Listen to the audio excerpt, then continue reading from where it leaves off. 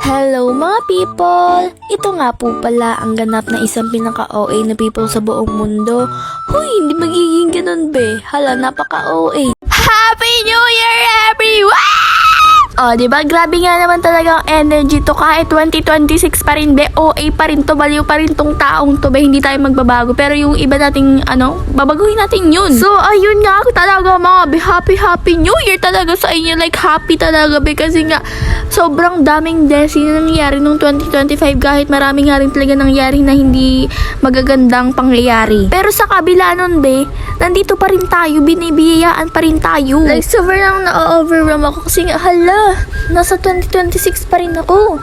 Kasi hindi naman na talaga natin alam yung mangyayari sa atin, diba? Kung saan tayo aabot. Kaya sobrang nagpapasalamat nga rin talaga ako sa Panginoon talaga be. Kaya, it's like, oo be, like, walang biro talaga. Pero sana this year naman ay maraming opportunities na dadating sa atin, tapos ma-monetize na nga rin talaga ako sa ka-people kong account. Uy, basta si Lord nang bahala sa atin dyan. Basta lagi lang talaga tayo mag-pray palagi na sana ingatan tayo niya palagi be, para masaya pa rin tayo kahit maraming napagdadaanan ang mga people. Mas okay na maraming pinagdadaan kesa naman wala nang pinagdadaanan, diba? Like wala na, o diba? At least buhay pa tayo. Laban lang, alaksan.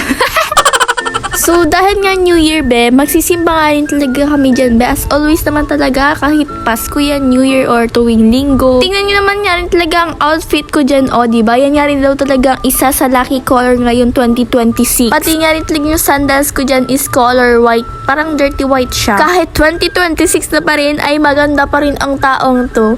Hoy, oy! Pero syempre man, totoo naman yun. Sana, kinakabahan na ako sa mga pagsubok ngayong 2026. Malalabanan natin yan, guys. We can do this. Okay? Repeat after me. We can do this. Sabihin mo. We can do this. Ayan na nga rin talaga ang ating final look sa pag-aayos nga rin talaga sa sarili. O, diba? Like, sobrang ganda naman talaga.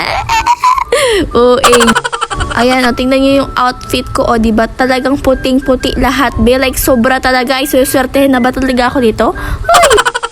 And eto, nag-iintay nga talaga kami dyan ng lola ko ng tricycle, be. Grabe nga rin talaga ang kainitan. Buti na nga lang talaga mainit kasi naman sa maulan. Papunta na nga rin talaga kami dyan sa pagsisimbahan namin sa cathedral talaga, be. Medyo nalulungkot nga rin talaga ako nitong New Year kasi nga, unti nga lang talaga kaming nag-celebrate. Pero okay lang to. Kasi nga, next year, maganda na ang magiging bagong taon namin, be. Naman kasi sa lahat ng pagkakataon ganito, like malungkot, meron din naman sa part na masaya. Huy, wait, may paganin.